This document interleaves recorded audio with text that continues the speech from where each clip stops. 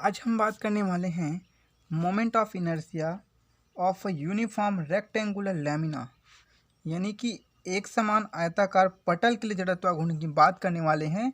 इस तो पटल में भी जड़त्वाघूर्ण कुछ तीन जगहों पे ज्ञात की जा सकती है। पहली जगह, जब पटल की गुरुत्व के केंद्र से होकर जाने वाली और उसकी एक भुजा के समांतर अक्षपरिता हम जड़त्वाघूर्ण ज्ञात कर सकते हैं।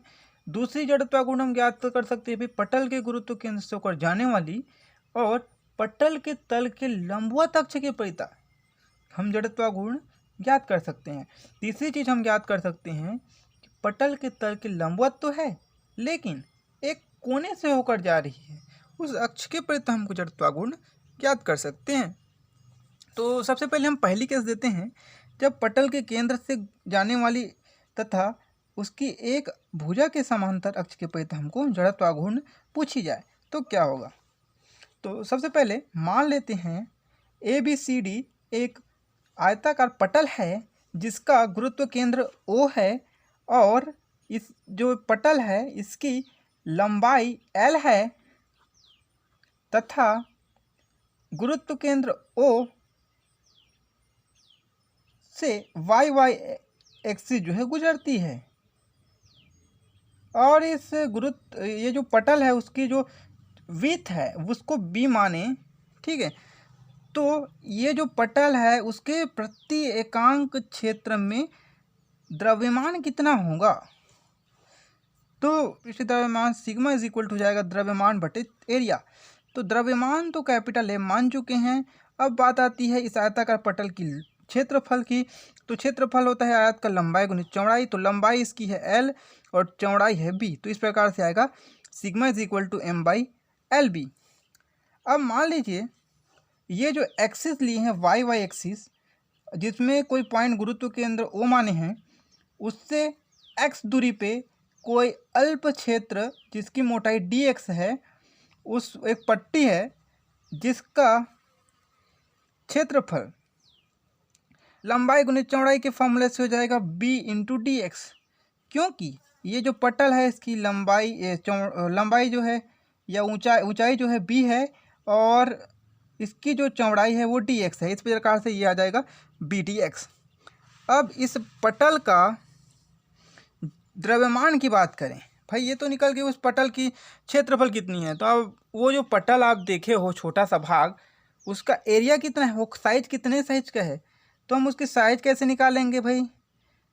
साइज तो हम निकाल लिया, अब उसमें कितने मतलब उसका द्रव्यमान कितना है, तो उसके द्रव्यमान के लिए निकालेंगे एरिया इंटू प्रति एकांक क्षेत्रफल में उसका द्रव्यमान।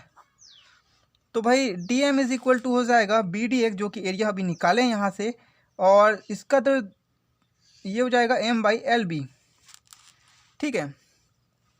अब देखिए इसको लिख सकते हैं M/BDX/L, जो का त्यों यहाँ से B और B कैंसिल हुई है। अब ये जो द्रव्यमान निकली है, इस द्रव्यमान को धारण करने वाली जो पटल है, अल्प छोटी सी पटल या छोटी पट्टी, उसका जो है उस y एक्सिस के परिता, मतलब इसके परिता जड़त्व आघूर्ण क्या है।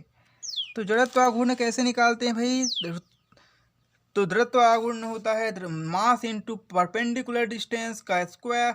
सो D I is equal to जाएगा मास भाई M dx divide by L into perpendicular distance हो जाएगी भाई एक्स स्क्वायर। भाई देखिए ये जो एक्सिस ऐसी है लंबवत, अब घूर्णन ऐसी होगी तो परपेंडिकुलर डायरेक्शन तो ये होगी ना, ये तो इस वजह से ये हो जाएगी एक्स स्क्वायर, ठीक है। इस प्रकार से ये जड़त्वाघूर्ण निकल गई उस अल्प छोटे से पटल के लिए जड़त्वाघूर्ण का ये जो है इक्वेशन है। अब देखिए ये छोटे से भाग को हम मतलब एक जो आयत है या आयताकार जो पटल है उसको बहुत सारे छोटे छोटे पटलों से मिलकर या पट्टी से मिलकर मान सकते हैं। तो ऐसे में इसको सीमा -L/2 से +L/2 तक इंट्रोगेट करके ये जो इक्वेशन निकली है उसको हम संपूर्ण पटल के लिए लागू कर सकते हैं। तो हमने वही किया भाई, देखिए I is equal to integrate हुआ है -L/2 से +L/2 M/L into x square D x. अब आगे देखें, सो ये हो जाएगी m by L minus L by two से प्लस एल बाई टू टक integrate x square into D x. अब इसको करेंगे सरल, जो कहती हूँ एक्स क्यूब डिवाइड बाई 3, तो इसका हो जाएगा भाई, जब इसको वैल्यू को रखेंगे लिमिट पुट करेंगे तो ये वाली टर्म आएगी। अब क्या किए हैं देखिए यहाँ पे ये m बाई 3l जो कहती हूँ है, ये हो गया L cube divide by 8 minus L 3 half divide by 8।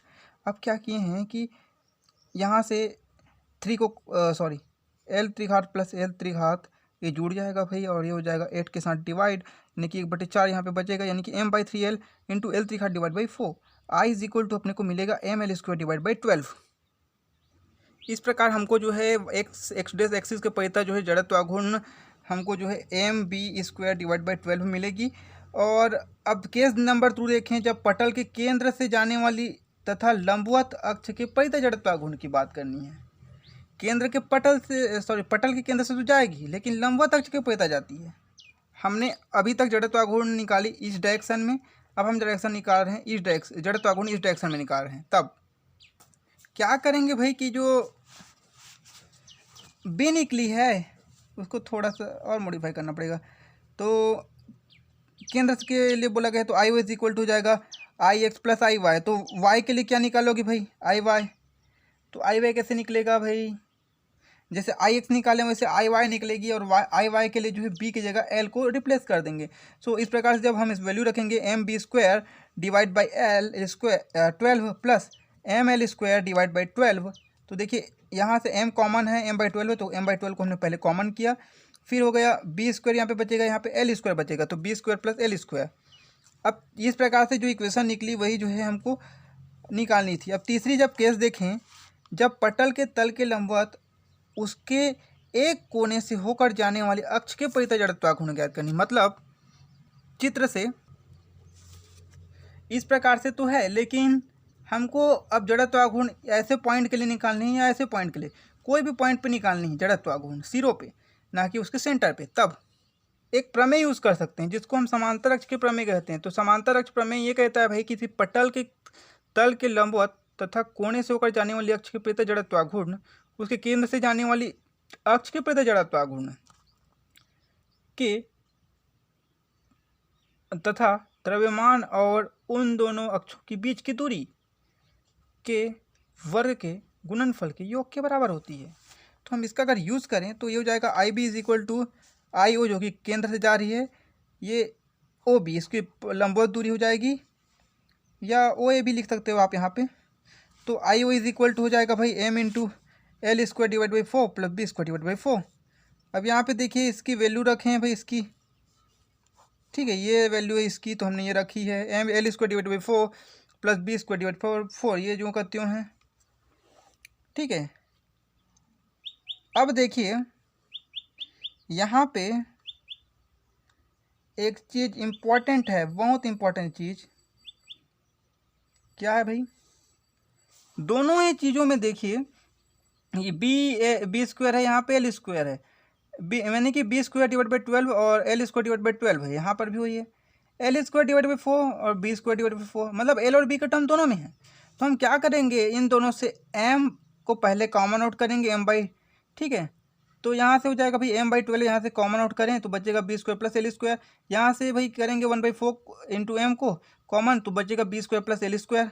अब क्या किए देखिए, अब इसको 3 का गुना करना पड़ेगा, तब तो ये 12 होगा, मतलब हर को समान करेंगे तो यह आ जाएगा m is equal I B is equal to M into L square plus B square divide by 3। इस प्रकार से जो है हमको अभिष्ट जो वैल्यू है वो हमको इस व्यंजक के थ्रू निकलेगी।